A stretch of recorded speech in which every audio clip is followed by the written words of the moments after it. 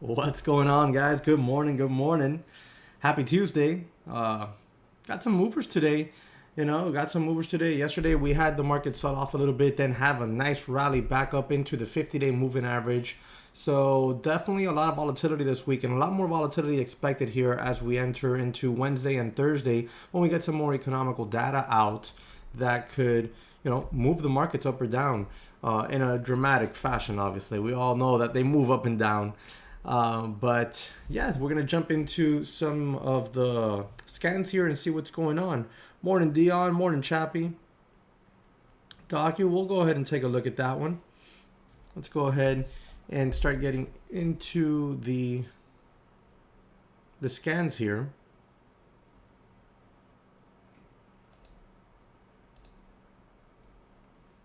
And let's take a look and see what's going on out there.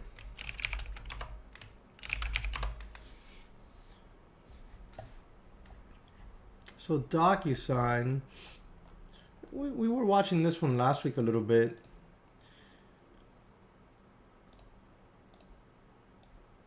It seems to be establishing itself a little bit of a trading range here, possibly, maybe it's found a little bit of a bottom. Maybe it's found a little bit of a bottom there. I think tech still has a lot more downside left this year. So it's not like I'm not gonna come in here and be like, oh yeah, DocuSign, don't worry, we'll be here by September. I don't think so. I don't think DocuSign will be up there anytime soon. But you definitely want to see it hold this 125 area. Found a little bit of support there. So you want to see it hold that area. As far as resistance goes, you'll probably see a little bit here in that mid 140s. A little bit of temporary resistance there in the mid 140s. See previous level of support, resistance, more support, and then resistance. So those would be the levels I'd watch there that you saw on DocuSign. Hope that helps out there for you.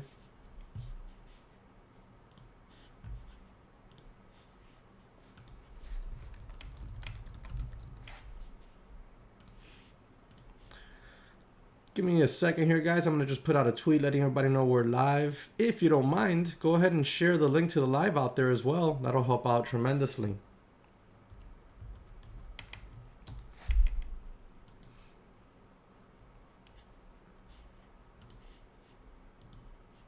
All right, so we got that done. All right. So how is everyone doing today? Do you have any tickers you want me to look at for you?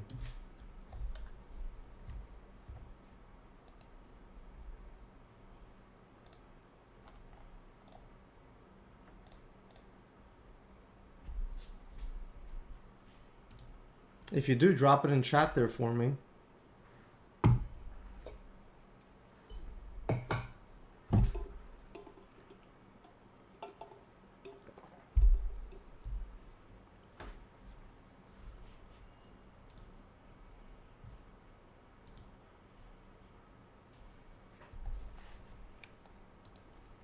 All right, so really quickly what we'll do is I'm going to jump into a quick little lesson here. We're going to use the dashboard over at the daytraderchatroom.com. And you see here the cup and handle pattern. This is what a cup and handle will normally look like. Very, very clean cup and handle. There are a little bit more sloppier versions of it out there when it comes to real world charts. The cup and handle is easily one of my favorite patterns. This is a bullish pattern that is made up by a stock moving upwards, finding resistance, then pulling back, making a round elongated U shape with another test of the high. So basically a double top. You can see one top here, one top right in here or in here. So you'll see the double top set up after a big old U shape. And this will give you the false illusion of a double top, especially when the stock starts to pull back. When it starts to pull back, it'll start to form the handle. And then you have various ways of being able to trade this. You could buy it inside the handle or on the breakout of the handle to the upside. What you want to do is you want to keep a close eye on volume, because what you want to do and see is when you have this pullback here and here, you want to see smaller volumes. You want to see big volume on this way up, small volume on the way down, and then as we bounce back up, larger volume increasing, and then as we start pulling back into the handle, smaller volume. And then to show you that you possibly have a good shot at extension, when you break up and out of the handle, you want to start seeing volume increase and a nice big bar of volume going through those highs. That'll show you possibly have a good shot at an extension move. So that would be your cup and handle pattern. A quick little lesson there on the cup and handle for you. If you guys have any questions, you can drop it there in the chat.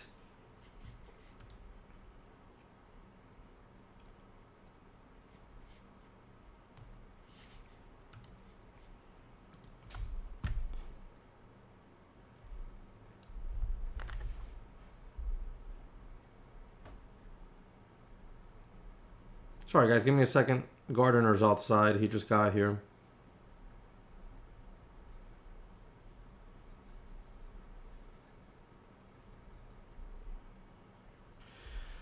He's doing the lawn. All right. So now let's start checking into some news here.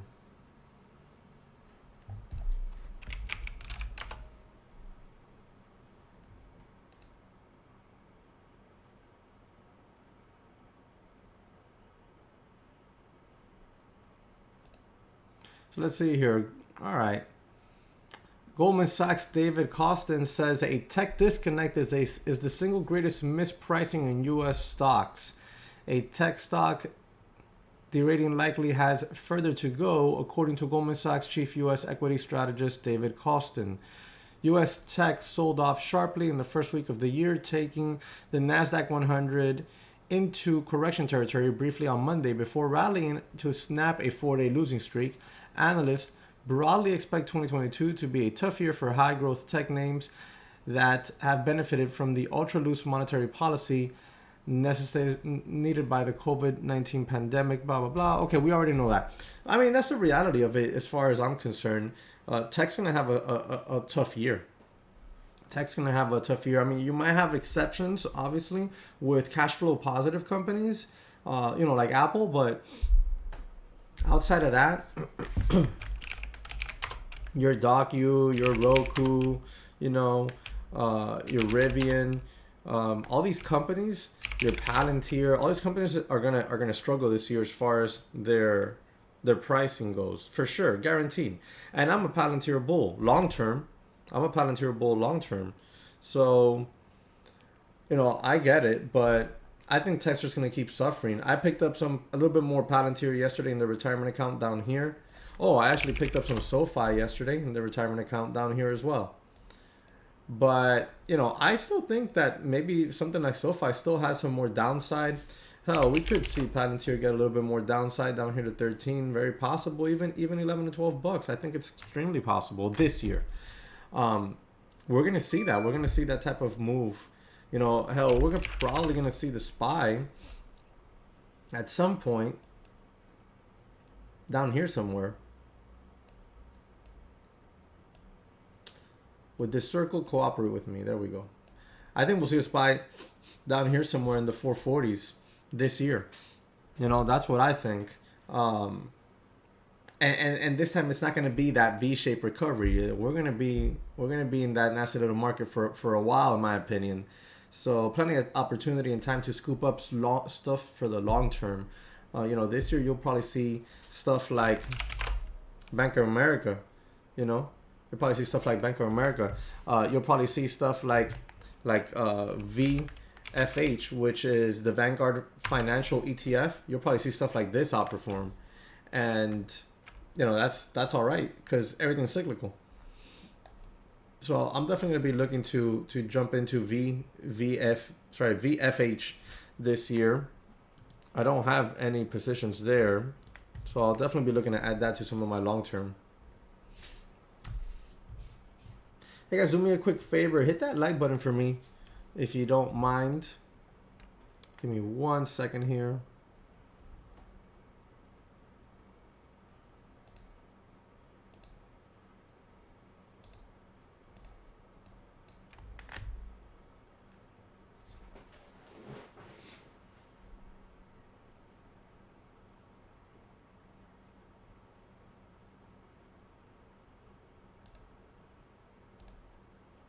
And back.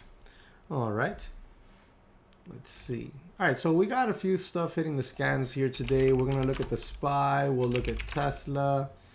Let's take a quick look at Apple there. We can take a peek at Apple. You know, some of these names, we'll go ahead and take a look at those.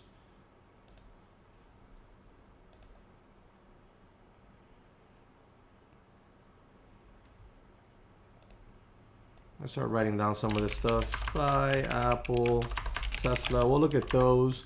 And then TSRI's here hitting the scans. This one's made a nice little move here in pre-market. It's up above it's this $10 zone, this 100-day moving average. But we're right in front of the face of some really tough resistance. This is a stock that we've looked at here recently. That's why that line is drawn there. I never erased it. You can see resistance. Look at this. Resistance. Resistance. Couldn't even quite make it up there. And now where are we right now? Boom. Now something we've been seeing a lot of recently is these small caps. They've been getting up and over these resistance points at the bell and then just flushing right off. ISIG was a perfect example yesterday. ISIG yesterday got up over 2570s and then just insta rejected. Look at this. And then it just broke through it again, like super wow. Look how poor these small caps are trading, right? So I think RELI was moving around yesterday as well. They're just trading so choppy, but they're not shying away from these resistance zones too much. So this is another one that we might want to keep on watch today. RELI. Put it on the back burner list. RELI watching for a break and hold of the 825 area, could have room towards 10. Why 825? Well, past resistance right here, previous support right here, yesterday's resistance point, and now today we're right in front of it. So definitely an area to watch in my opinion there.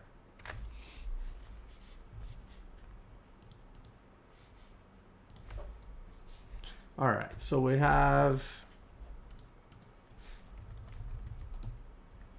RELI,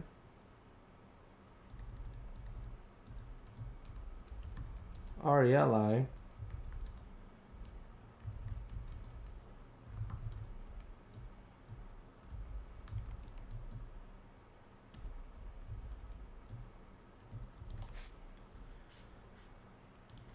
all right. Let's go check if this TSRI has some news today, because it is making some moves.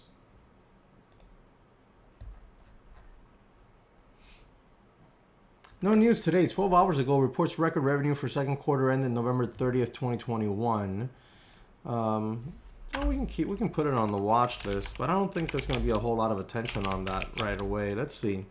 If it gets over 13, then yeah. So TSRI reports record revenue for the second quarter ended November 30th, 2021. Watching for, let's erase all this real quick, clean this chart up, put our line here across that $13 zone.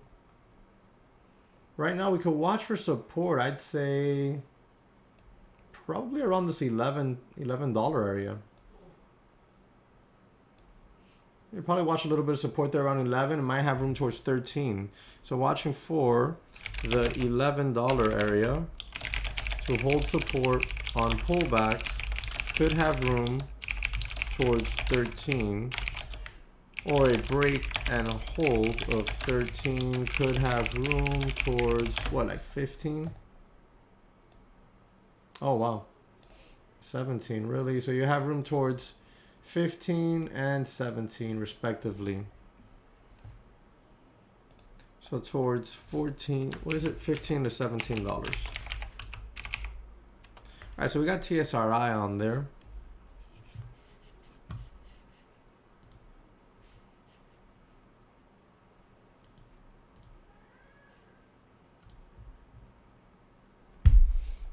Guys, if you have any questions or any tickers, definitely throw them up there in chat for me. Let's check in on the trade idea scans. We got TSRI, we got CLLS, VIR, gapping up here, very light volume on that one. MFGP, not a whole lot else hitting these scans right now. We'll check on this. Well, we already know TSRI. It's a small float too, 1.09 million. Wow. CLLS. Let's see that one. CLLS.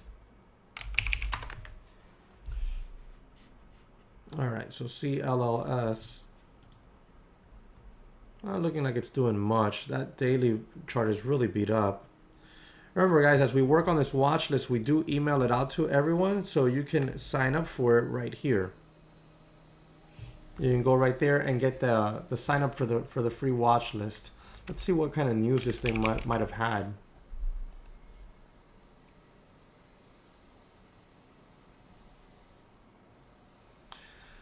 So 13 hours ago, licensed partner Allergen Therapeutic announces removal of FDA clinical hold on clinical trials. Yeah, it's right in front of that 50-day moving average. You can tell it's been a tough area of resistance right there. So not much going on that one. Let's see what else we have out here.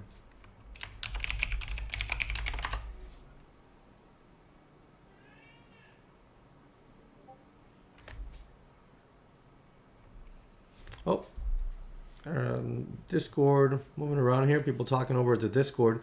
Guys, remember, you can join us over here at the Discord. Here's a link real quick for you. And I'm moving like this because I can't see because the mic's in the way of the chat. All right, so let's check in on BTX. BTX, this is the one we already took a peek at earlier. See what kind of news this has. So BTX up about 18-19% on the day. 2 hours ago, Black Diamond Therapeutic announces FDA allowance of IND application for BDTX 1535, a master key inhibitor of EGFR for the treatment of glioblastoma. Okay, some sort of lung cancer. I'm not even going to pretend to pronounce that.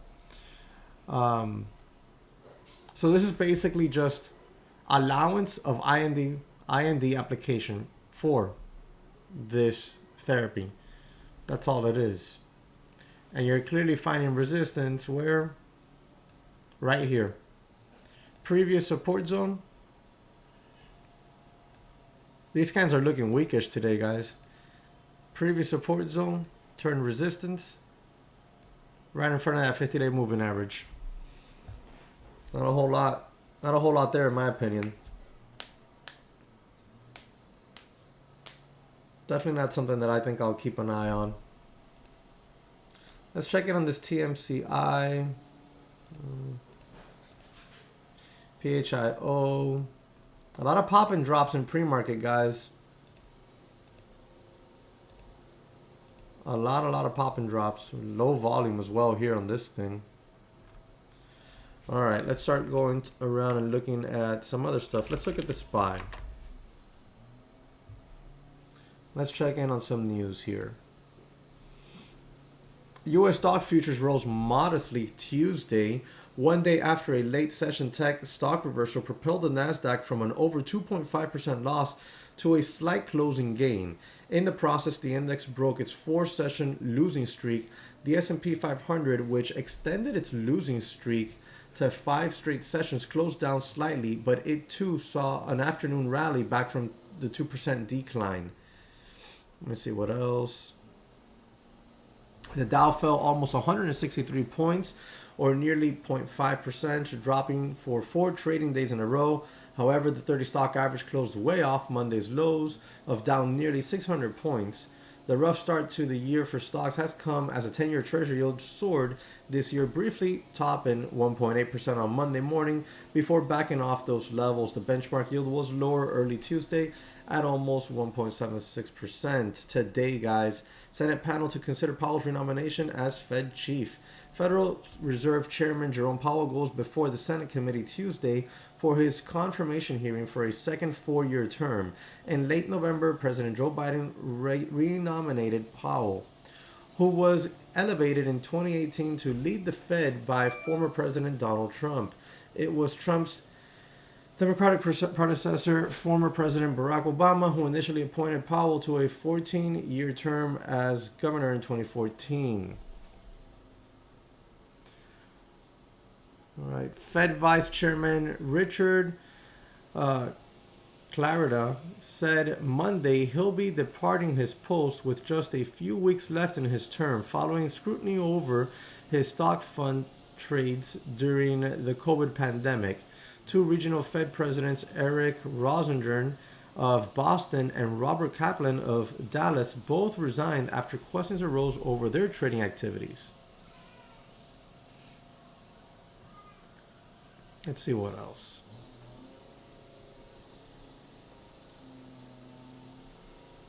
All right, not a whole lot else stuff that I'm seeing here, guys. You know, I think today's going to be a little bit of a difficult day unless during the hearing and the renomination of Powell, he says something that can allude to, you know, more interest rate hikes or more balance sheet stuff. You know, if he alludes to anything where the Fed's going to get a little bit more aggressive in their monetary policy and tightening it down even more, then I think, you know, if he alludes to something like that, then I think we see some whiplash going on. We see a drop in the SPY.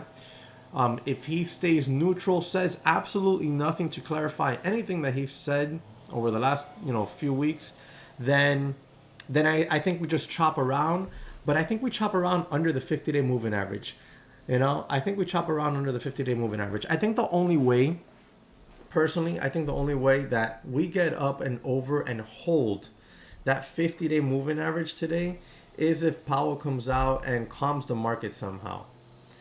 Does some of his monetary voodoo and calms the market somehow. If he does that, then yeah, you know, maybe we'll see some sort of a little bit more extension on the market, but I don't think he will. I don't think he wants to. I think they're going to start getting, you know, stricter monetary policy, and I think we're going to end up seeing that 50-day moving average, if not today, tomorrow, possibly start to become resistance. You know, look at every single time we hit that 50-day moving average, how we bounced off of it. And then recently, how we've pierced through the 100, gone back up, make new highs, try to hold the 50, try to hold the 100. Now we're basically just holding the 100. And I think the 100 breaks here soon as well. You know, if not, I think that 100 breaks pretty soon. Now, I want to say the only way the 100 doesn't break, in my opinion, is if Jerome Powell really calms the markets down. And at that point, we might even hold the 50-day. But if he does nothing, or if he, worse yet, scares the market some, then I think we obviously break that 50-day moving average. And then at that point, I think that we just simply break the 100-day moving average here pretty soon. Otherwise, I still think we would break that 100-day moving average probably after Q1. I think the only time that the market is going to have a shot at making another big push, or at tech having a nice little recovery, is going to be here now in Q1. That's the only way. Outside of that, I don't think we're going to see any all-time highs again, any huge tech rallies, any stuff like that. That's just, you know, one man's opinion. Guys, sorry if you're hearing all that noise. The gardener is literally right outside my window doing his stuff. So just want to apologize if you're hearing all the noise. So let's talk about the SPY. Let's go ahead and clean up this chart. So yeah, today I would expect this 50-day moving average to hold resistance. And I mean, I wouldn't expect this, unless Jerome Powell says something crazy today, I wouldn't expect the SPY to do, you know, something like that today. I wouldn't expect it. I'd expect maybe just like a little inside day. Okay, this box does not want to cooperate for me, so I'm going to redraw it. I'd expect maybe a little bit of an inside day here. Something like that. 50-day hold resistance. And then depending economic numbers tomorrow and Thursday, we might start to see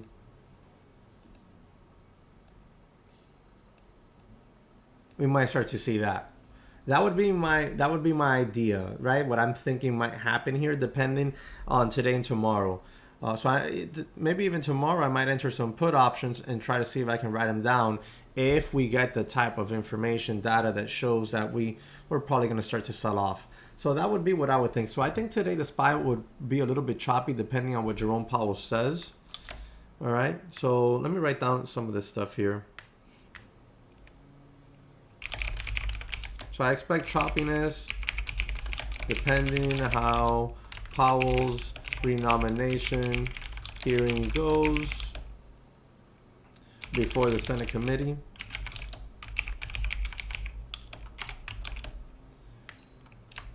So that's what I expect on the SPY today.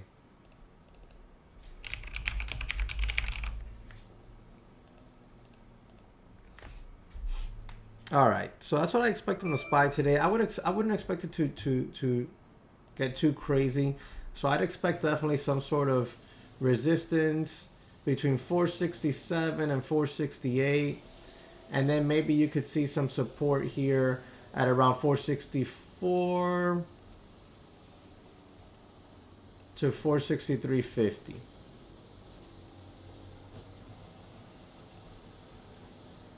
Yeah, like that 464 area, I'd expect maybe some support. So some support around 464 area. All right, so we got the SPY. Let's go take a quick look at Apple.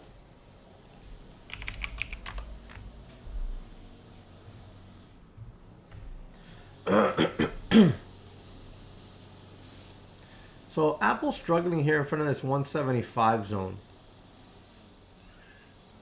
It has potential support right here in the 170 area. You see previous resistance there. You see previous resistance there, and you see previous support here. It's actually used the support area various times. There's 2. And here is 3 if we count last week. So on Apple, you can watch and see that 170 area, see if it holds support. Watching the 170 area for support, or a break and hold of 175.30. And why 175.30? Well, check out the daily chart right there. Let me show you. Previous resistance there. And back here. All right, so that's why that very little tight channel there. A little tight trading channel it's got going on there. All right, so we have SPY, TSRI, RELI. I'm actually going to move RELI into the regular watch list, not the back burner. I'll leave Apple on the back burner for now.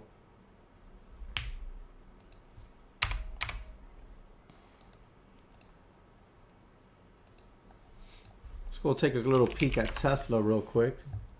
Tesla right in front of that 50-day moving average right now. Tesla yesterday was extremely strong even compared to the SPY early on.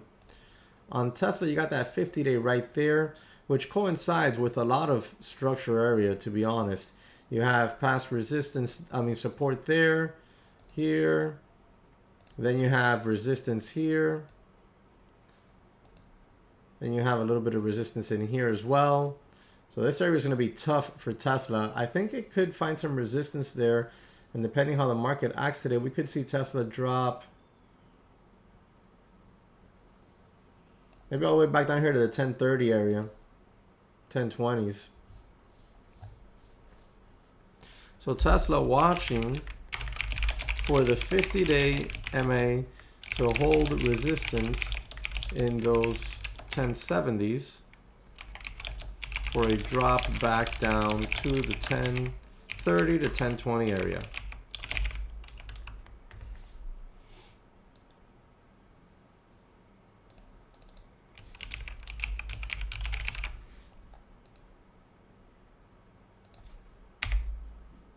All right, so we got that. So we got SPY, Tesla, TSRI, RELI on watch. You guys have any tickers? Drop them in chat there.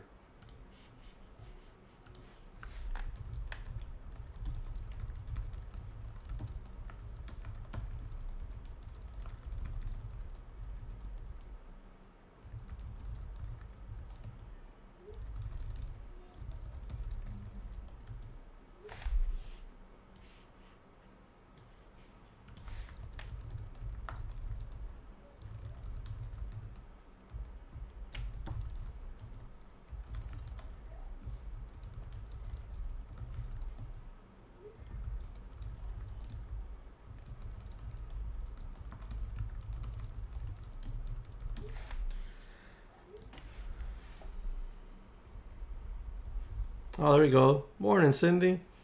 Good info there, guys.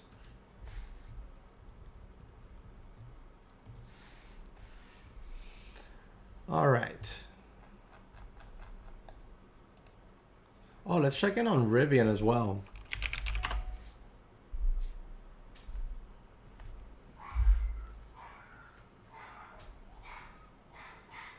All right, so Rivian's pretty weak today.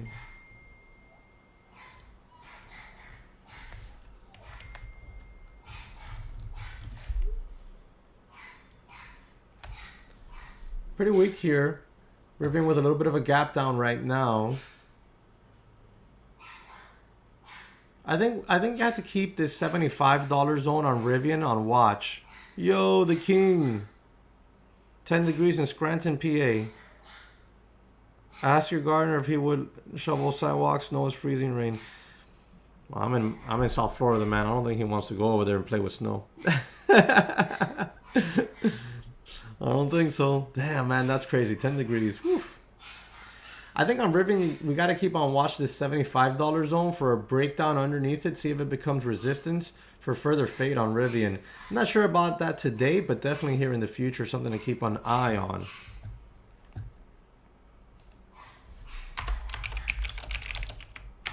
I'm actually going to put it on the back burner here just to have it, you know, on watch. Rivian, maybe not today, but watching the $75 area to crack and become new resistance.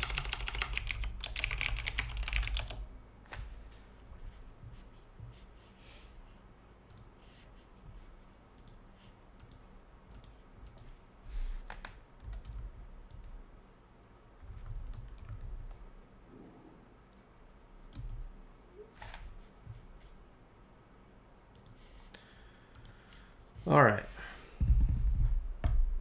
So we have back burners, Apple, Rivian to keep on watch. On the main watch list, SPY, Tesla, TSRI, RELI. Chappie, you want me to look at Lucid? Sure thing. No problem. Guys, throw up those tickers you want me to look at.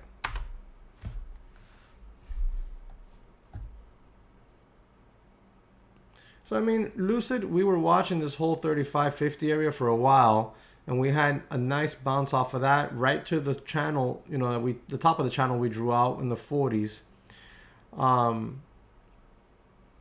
You have that 50-day moving average that has been a nuisance. That one's been a nuisance there. So, it's going to be a tough area. Rude25, welcome to the Discord. Glad to have you on there. Guys, remember, you can join the Discord. Links right there in chat. I'll post it up again for you. You can join the Discord right there. So on Lucid, you're gonna wanna break up and over that 50-day here soon, or at a minimum begin to start to hold that 41, that mid 41, 41.50 area. At least hold that. You know, Spirology99, welcome to the Discord. Glad to have you on there. Welcome, welcome. So you'd want to see it at least hold that mid 41s, but preferably break over that 50-day. That 50-day has been a little bit of a nuisance here for a little bit. See, resistance here, resistance here. Like all these were 50-day tests. Right there again. And right there again.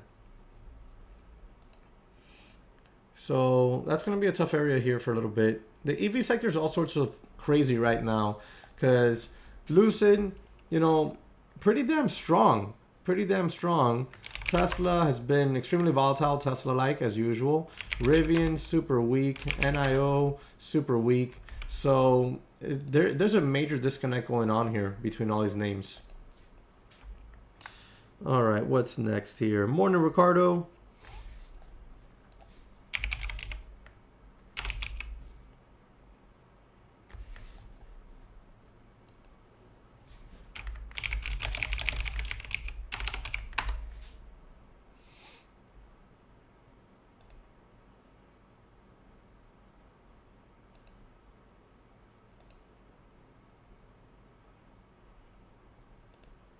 Okay, so next one, Intel. Okay, let's go ahead and take a look at Intel. Man, I don't even remember. I don't remember looking through all this. Intel is an extremely choppy area. So realistically, if you're looking at Intel for swing trades and day trades, man, it's going to be choppy. It's going to be choppy because look where it's at. It's literally in the middle of this wild channel. So it's literally in the middle. If you want to get a little bit, you know, more precise on the weekly chart, you're making a bit of a cup and handle. I mean, Intel's really not going to trade clean until it gets up over 60. I think it's just going to be very choppy in the meanwhile, but at least now you're up and over that 200-day moving average. So you want to see it start to hold that at least as support. Tesla, we went over Tesla. It's on the watch list. Tesla watching for this 50-day moving average to act as resistance. Could send it back down here to the 1020s. Or if it breaks up and above it and holds it, but I don't think it will. GM, the beast. What's up, my man? So, GM.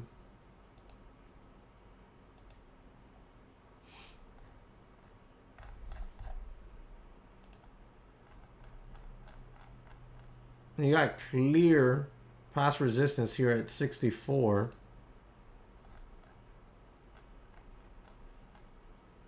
Right now, at least you're holding that 50-day moving average. Definitely want to see that hold. Definitely want to see that hold. And see if it can get itself back above 64, obviously. But 64 is tough. 50-day moving average. We'll see if that acts as resistance. The volume on this drop has been increasing, so not necessarily what you want to see.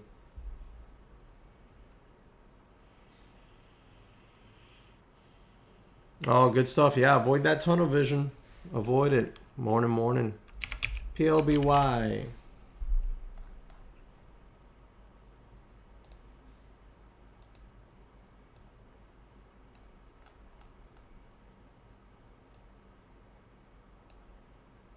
All right, so PLBY has clear $21, $22 area support. You have previous resistance there. Turned support zone. And now we've gotten back to test it. The only way this solidifies is if we jump back up above here, you know, at least get up here. $25, $28. Preferably if it gets over 30. Otherwise, maybe if it just starts to begin to sit at this $22 area, just sits there and does nothing, just sits there, sits there, sits there. Eventually that area will crack and you'll get a drop. So you want to see it start to get off that level.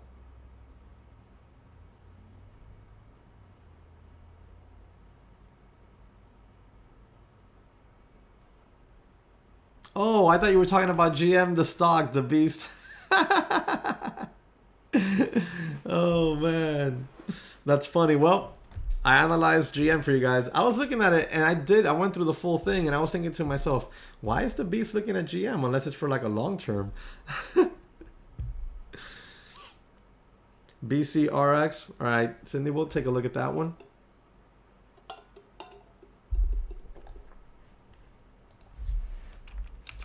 BCRX.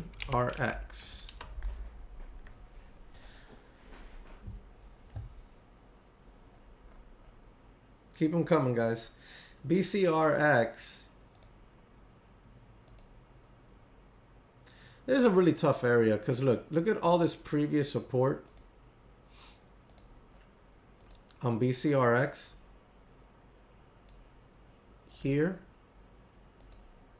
I mean, this went on for quite a while.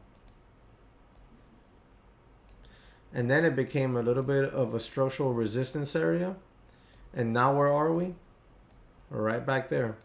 So unless it breaks those 1530s and holds them as support, I don't see much going on there. You forgot the caps was going on? That's funny.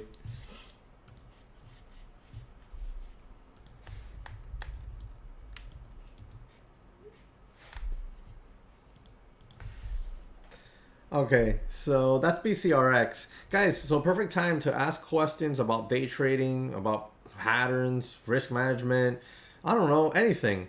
About tickers. Perfect time here because we got about 15 minutes before 9, and then at 9 o'clock I'm heading over to the Discord to stream over there live. So make sure you sign up there for the free Discord. Also, if you want the watch list, remember,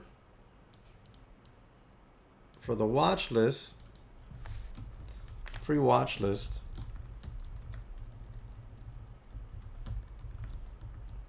right there. All right. If you want the free watch list there, so far on the watch list, we have SPY, Tesla, TSRI, RELI, AAPL, so Apple, and Rivian.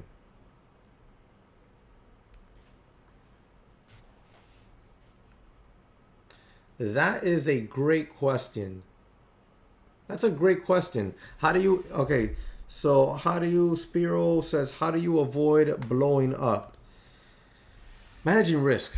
It all depends. Your risk, how you manage your risk is going to be very dependent on your account size as far as the dollar amount that you risk, okay?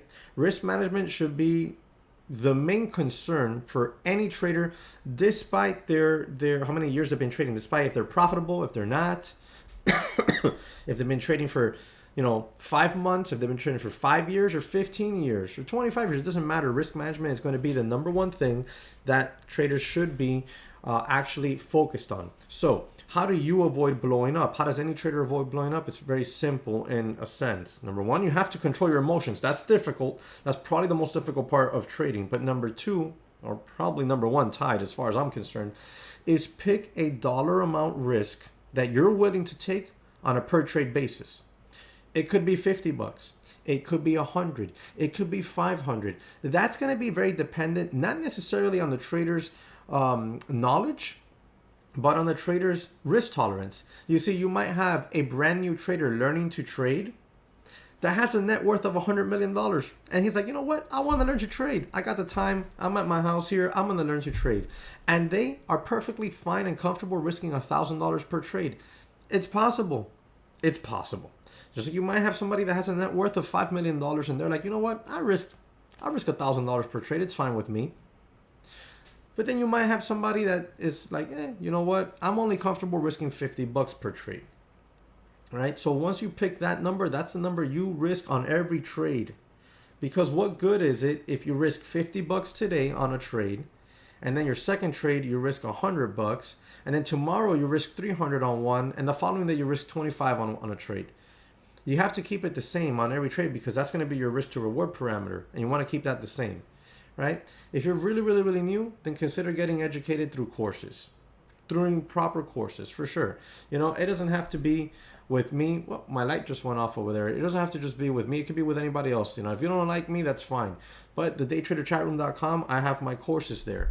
You can always sign up and go through the courses. Day Trading 101, Advanced Day Trading, Options Trading, Short Selling, Swing Trading, Futures Trading comes out here in the future. So get educated and have proper risk reward parameters, proper risk management. On the Discord, my phone doesn't have room for another app. Is there another way to access Discord? Yeah, of course. You can just use the Discord online. You know, like on the web. If you're doing that on the phone, maybe with Safari or Google Chrome, you should be able to, use that, because you can use Discord on the web or on the app. What is your most favorite setup, says Ricardo, or pattern, sorry. Pattern, my favorite pattern. I'll show you.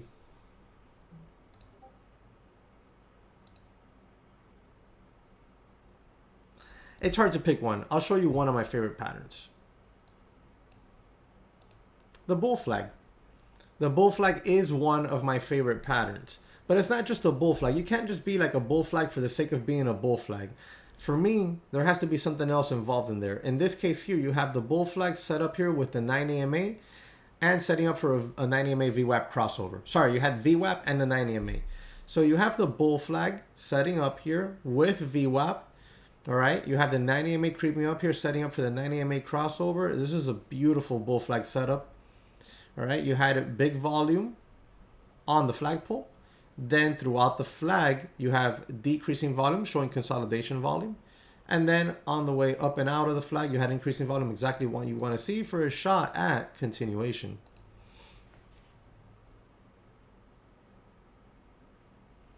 You are aggressively aggressive, hate being wrong. Well, being wrong is part of trading. There's no way around that.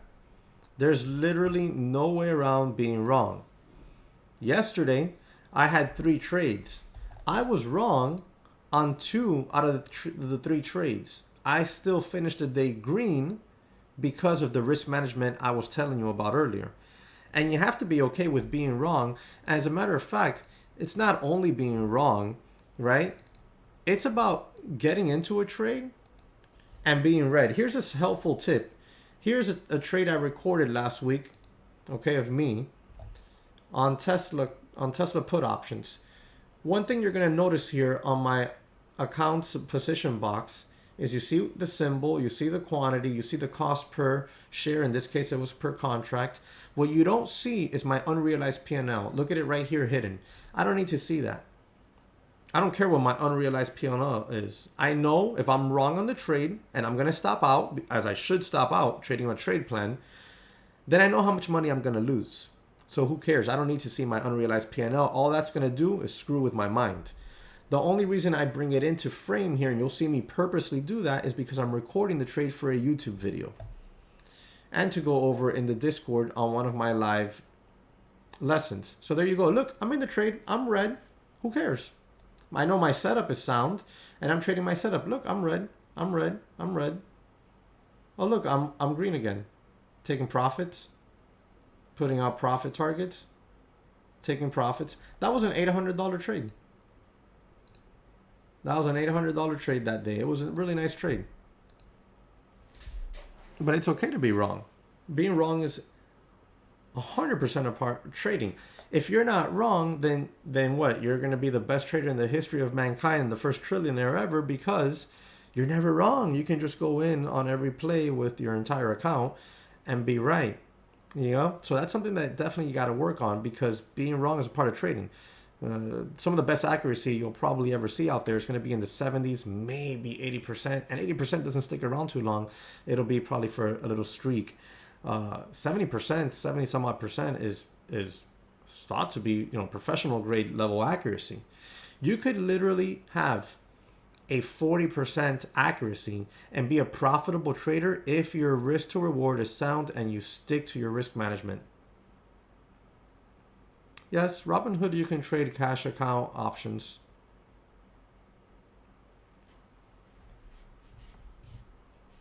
Hey guys, do me a quick favor. We got 30 people watching the stream, but only 17 likes. I'm throwing out here tons of info for you. Do me a quick favor. Help me out. If you appreciate this, hit the like button for me. It really goes a long way. It really does. We got 30 people watching, 20 likes. If we can get that up there towards 30 likes, that would be amazing for the stream. And, you know, the stream, if I put out a world of amazing information and you guys enjoy it, but you don't comment and like, then YouTube doesn't know. Literally, they don't know. Like, their gauge is is the interaction you have with me. So commenting, you know, hitting the like button, that's what YouTube says. Oh crap, the information is actually really good here. Like, you can literally have tremendous attention on the stream, and if nobody comments or likes the stream, YouTube thinks the stream is trash. They think, as a matter of fact, that you paid for people to come watch.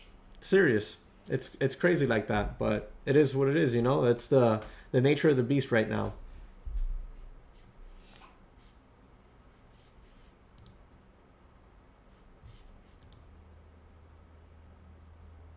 Robert, you're new to the channel. Well, thank you very much for joining. I'm glad to have you on here. Man, I've been here on YouTube now. I don't even know. I think like 3 years, something like that. Had explosive growth, not last year, the year before, and then it just stalled out on me somehow. But it's all right. I got about 700 videos uploaded, so you got plenty of content to go through. Thank you for joining.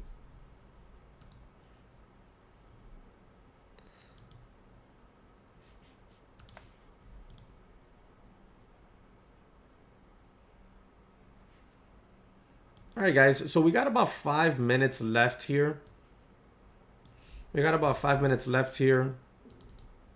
Spiro, you're new to the channel as well. Nice. Thank you very much for joining. Appreciate having you on here, guys. If you subscribe to the channel, right now, this is how my schedule works, all right? I stream Monday through Thursday from 8 a.m. to 9 a.m. I'm planning on streaming on Fridays, but not until we reach 100 people watching the stream. At that point, I'll start streaming on Fridays. And then I'm going to have videos that I upload on Sunday, Tuesday. So today a brand new video is going to come out, and Thursday. All right, those are going to be the days that I upload videos. And then I also do YouTube shorts, those little 15-second clips. I upload those every day that I do not upload a video. So I upload those on Monday, Wednesday, Friday, Saturday. Those are the days I upload those YouTube shorts. So I uploaded one on Monday yesterday. Go check it out. I'll upload another YouTube short probably tomorrow, and like that. Ali, what's going on? Welcome. Spiro, are you a new trader, or have you been trading for a while? Are you already consistently profitable?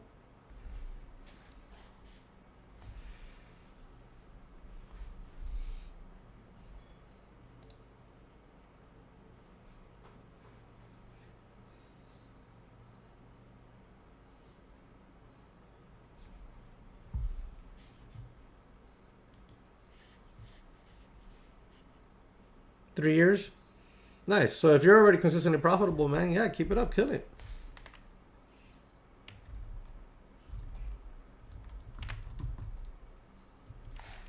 Well, if you're not consistently profitable, then your goal shouldn't be, oh, I'm going to make 100, or I'm going to make 50, or I'm going to make 200 this year. That shouldn't be the goal. If you're not consistently profitable, right, what you would want to do is have a goal of consistent profitability. Doesn't matter the number, just be consistently profitable. Bad risk management, yeah, that's essential. That's essential, man. That is definitely essential.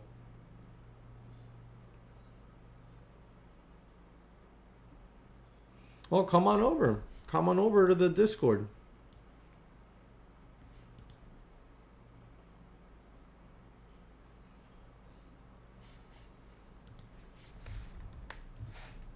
Here, look, I'm going to show you real quick. You got two ways. I mean, the Discord is free. You guys can always be in there. But as far as watching us live all day long, stuff like that, you got two ways of signing up. I'll give it to you right here. Ali, of course.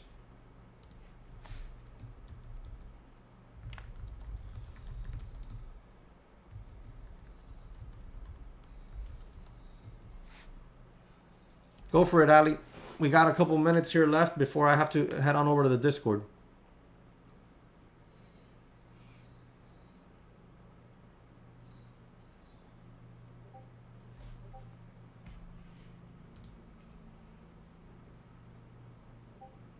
Drill Trader, welcome to the Discord. Yudapa, welcome to the Discord. Glad to have you guys on there. Claudio, what's up, man?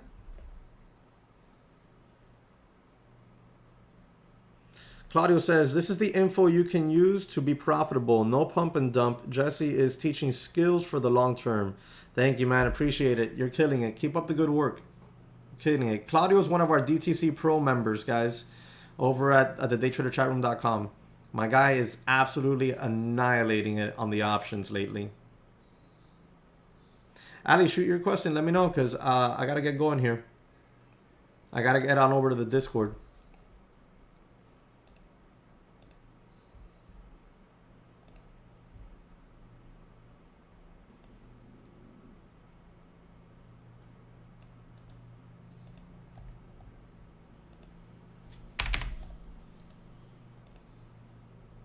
Getting the watch list ready to send it out. Remember, guys, you can sign up for the watch list right here.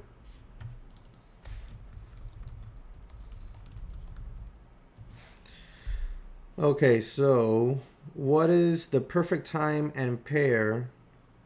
And what is the perfect time and pair? And I, in fact, need to know if there is somewhere like Flow or DAO in the market. Ali, I'm not following your question. I don't understand your question, man. I'm sorry. I'll stick around here as I prepare the watch list. Maybe you can rephrase it a little bit for me. I'm not understanding what you're asking.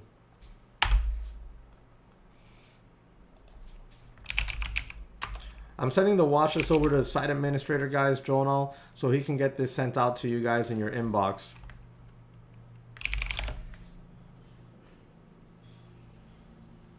Didn't see anything else. Let's see, is PHIO? No.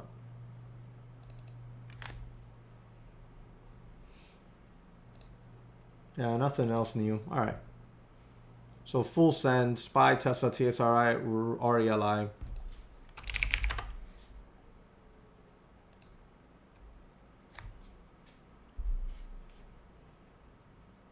Yeah, Ali, try to rephrase that for me, because I'm not following the question, and then I'll be happy to answer it for you. Oh, wow, guys, 30 likes. Nice. Thank you, man. Appreciate it, guys. Appreciate it a lot.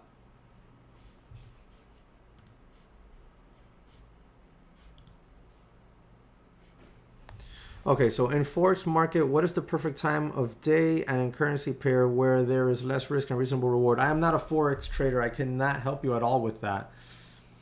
I don't trade Forex. I've never traded Forex. I trade stocks, options, and I've traded futures, but not Forex. I'm sorry, Ali. I don't know what pair to use, and I don't know what time of day is best for Forex trading. So I can't really help you out with that, man. I wish I could, but I can't. I can't. All right, guys. Well, thank you very much for tuning in. I'll be back again tomorrow, 8 a.m. In the meanwhile, I'll be heading on over to the Discord. So come on over there and let's hang out.